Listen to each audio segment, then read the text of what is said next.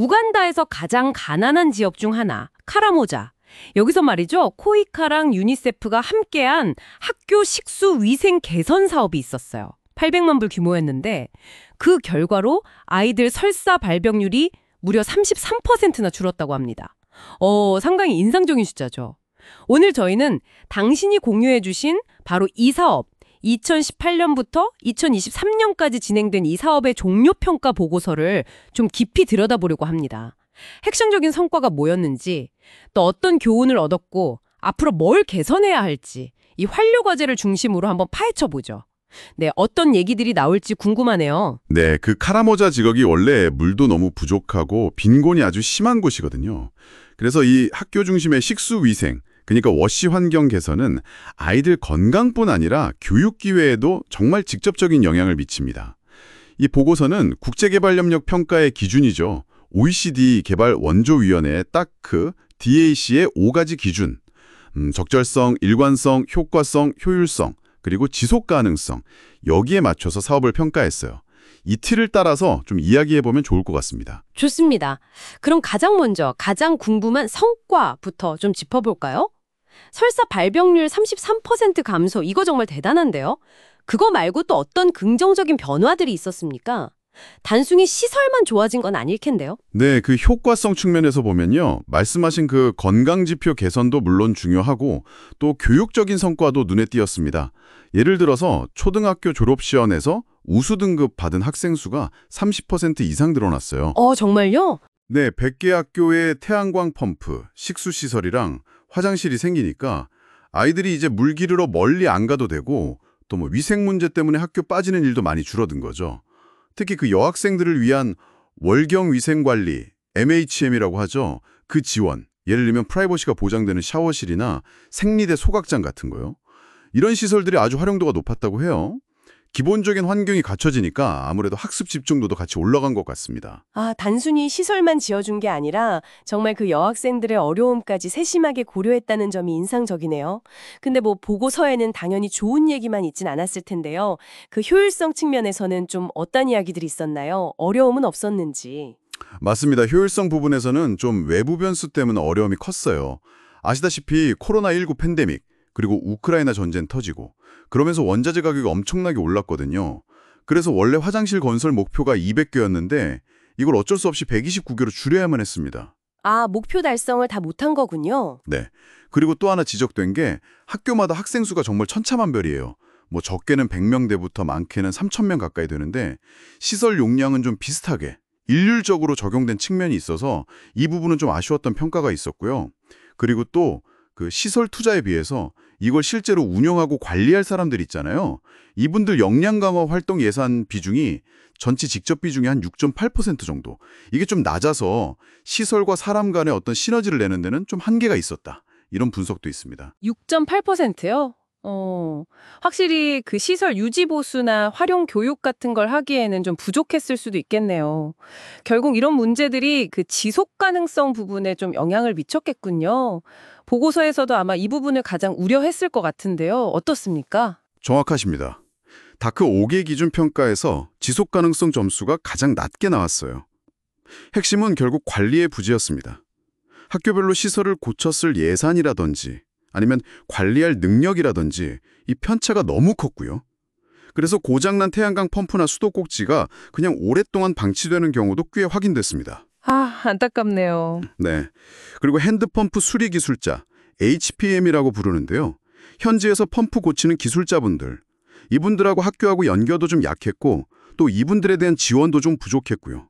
위생교육 같은 것도 사업 끝나고 나면 계속하기가 좀 어려운 구조였고 지방정부 차원에서 예산을 지원한다거나 관련 부서들이 협력하는 것도 좀 미미했습니다.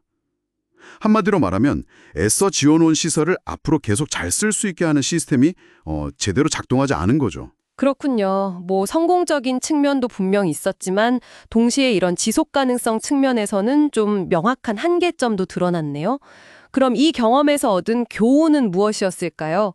어떤 점들이 잘 작동했고 반대로 어떤 점들이 좀 발목을 잡았는지 구체적으로 좀 알 수 있을까요? 네. 성공 요인으로는 역시 일부 학교 교장 선생님들의 아주 열정적인 리더십이 꼽혔고요. 그리고 아까 말씀드린 것처럼 여학생들 필요에 맞춘 시설 설계, 예를 들면 샤워실이나 소각장 같은 거요. 이런 게 긍정적이었고 또 학교 환경이 좋아지니까 교사들이 그 학교에서 근무하는 걸 좀 더 선호하게 되고 그러면서 우수 학생들도 좀 유입되는 그런 효과도 있었다고 합니다. 아, 환경 개선이 교사 수급에도 영향을 줬군요. 네. 반면에 좀 어려웠던 점, 저해 요인은 정말 복합적인데요.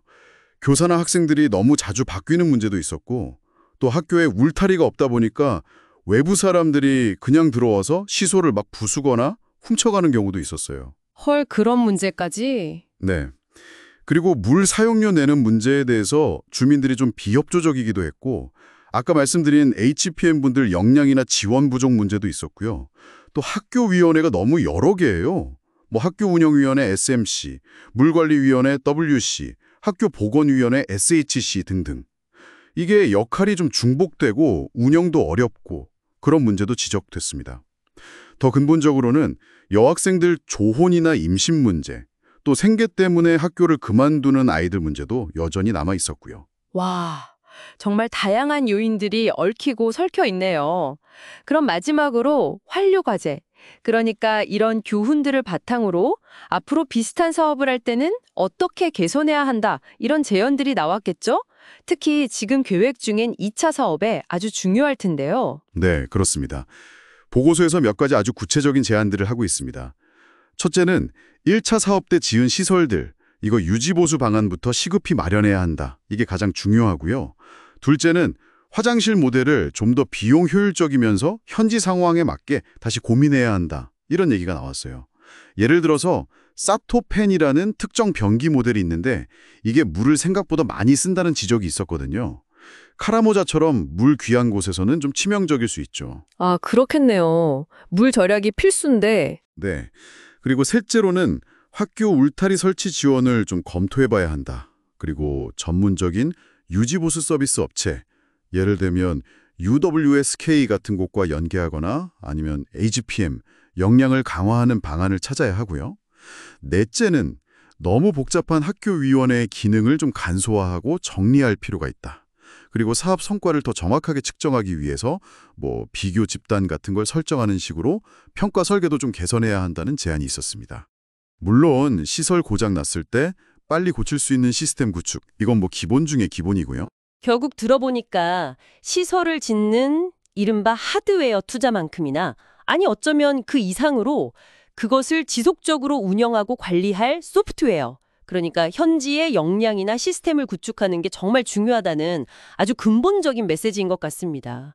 오늘 우간다 카라모자 워시 사업 평가 보고서를 통해서 이 성공 뒤에 가려져 있던 지속 가능성이라는 큰 숙제를 아주 명확하게 확인할 수 있었네요. 맞습니다. 이 사례는 뭐랄까, 국제개발 협력 사업이라는 게 얼마나 복잡한지를 정말 잘 보여주는 것 같아요.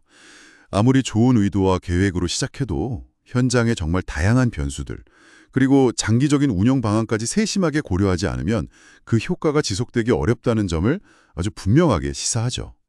결국 하드웨어와 소프트웨어의 균형, 이게 얼마나 중요한지 다시 한번 생각하게 됩니다. 그렇다면 여기서 마지막으로 질문 하나를 던져보고 싶습니다. 외부 지원이 언젠가는 끊길 텐데 그 후에도 사업의 긍정적인 효과가 계속 이어지게 하려면 우리는 과연 인프라 구축과 현지 역량 강화, 이 둘 중에 어디에 더 무게를 두어야 할까요? 혹은 그 둘 사이의 이상적인 균형점은 과연 어디일까요? 이 질문에 대한 당신의 생각을 한번 남겨드리면서 오늘 탐구를 마무리하겠습니다.